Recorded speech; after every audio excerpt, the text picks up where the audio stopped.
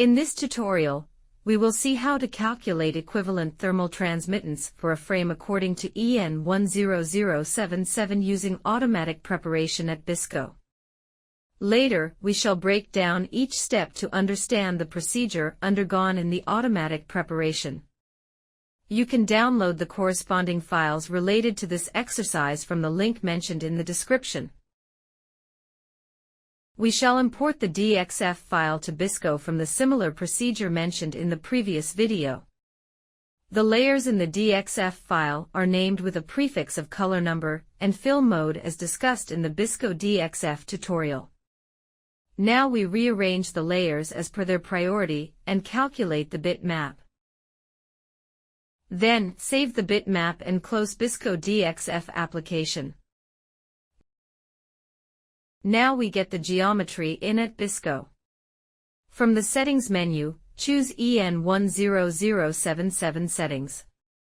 Here you notice the default settings to convert the current geometry to be compatible with EN 10077 standards. You can have a look at these, but we shall go into detail about each of these settings when we show you the manual method of adjusting the geometry for EN 10077 later in this video. From the bitmap menu choose EN 10077 Preparation, and then you see the changes automatically made to the geometry. Click on Calculate System and upon completion of the analysis, open Text Output. Here you see the UF value, which is the equivalent thermal transmittance of the frame, and other calculation parameters. Now we will try to achieve the same manually and explain the steps executed at automatic preparation, which we have done at the beginning of this tutorial. From File menu, reload the bitmap. The UF value is calculated with the equation shown here, where we replace glass with a standardized insulation panel. To evaluate heat passing through the frame, overall 2D heat flow passing through the geometry is subtracted by 1D heat flow, which is represented by the U value of the panel multiplied by the length of the panel. So, to later derive the UF value we need two distances, the length of the panel, and the width of the frame. We also need the 1D U value of the panel, which can be detected on the right side of the bitmap. From the top toolbar, click on the Distances icon. At the Distances window, we should first add rows by clicking on the Insert row. We need 2 rows. We will use the first row to measure the distance of the frame. The direction here represents the direction of measurement, either X or Y. If we wanted to measure the width of the frame, click on the frame. Now because the extent is under minimum, it has taken minimum measurements of the frame color. Now we change it to maximum, and we get the total width of the frame. Here X1, Y1, X2 and Y2 are the coordinates of 2 corners of the measurement line. Since the Y measurement is towards the bottom, we change it to 10 for example. Then you notice the same measurement line has moved above. Now for the second distance, click on the remaining area to measure the dimension of the frame. As it is in minimum, we got the required dimension. We can move it on top by changing the Y value to 10. So now if you toggle through both dimensions, you can clearly see the extent of measurement. Double-click on the mode to toggle it to locked once you fix the dimension. We need an insulation panel of length 0.19 meters as per EN 10077, but we currently have 0.04 meters. So we should add some pixels to extend the insulation panel. From the bitmap menu, choose Size. Here you can insert a new width of bitmap, and BISCO automatically places extra pixels towards the right margin. You can change it to left if required. Choose Use Border Colors so that colors on the boundary will be used to extend the bitmap. Upon clicking OK, you see that the bitmap is extended towards the right.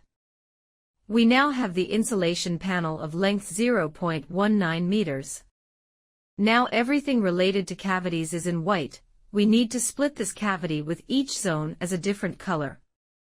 Firstly, we need to change color 1 to type Equimat. If it's in material, all cavities will be split into material.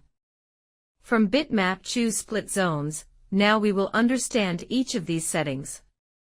We shall delete zones which are less than 25 pixels. Each pixel is 0.1 millimeters, so basically a pixel with 0.5 millimeters by 0.5 millimeters will be deleted and replaced with an adjacent color.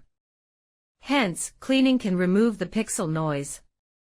Next, if the opening between two cavity zones is smaller than 2 millimeters, we will separate them as an individual zone. If it's larger than 2 millimeters, we shall consider it as a single cavity itself. For cavities smaller than 4 millimeters square, which is 400 pixels, shall be grouped as a single cavity. To summarize, for all cavities below 25 pixels we delete. Between 25 pixels to 400 pixels we group them to color with lambda value 0.031, which corresponds to the equivalent thermal conductivity of a square with a side of 2 millimeters. If it's bigger than 400 pixels, every zone shall be given a new color to which an equivalent thermal conductivity will be linked. Here you see the color number to start assigning the new colors. At the color database from 192, it's all grays for cavities. Now you see that the cavities are split into various zones.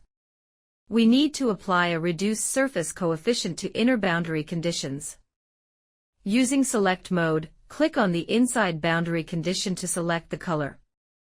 From the bitmap menu choose Set Reduced Heat Transfer Coefficient. The software can automatically detect the zone with a reduced coefficient for the heat direction mentioned. Here heat transfer happens from indoors to outdoors, so it is downward heat on the bitmap. Choose downward and click OK. Now you see the zone has been detected. Lastly, to remove any pixel noise, click on Color 0. From the bitmap menu choose Clean Color. Let the settings be as it is, click OK. Now you see the color 0 is eliminated. Now the final step is to define the UF value. From the Edit menu choose Derive Thermal Properties. We need thermal transmittance of the frame, which is the UF value. Here we need to link the width of the frame to the corresponding distance from the distance window, which is distance 1. The U value of the panel must be calculated along the right edge of the bitmap. The width of the panel is along distance 2, then click OK. Now we can run the calculation. At text output, we can check the result. We shall have the same result as the automatic preparation run by BISCO. In the next video, you will see how to calculate the psi value of the spacer bar. Thank you for watching. See you in the next video.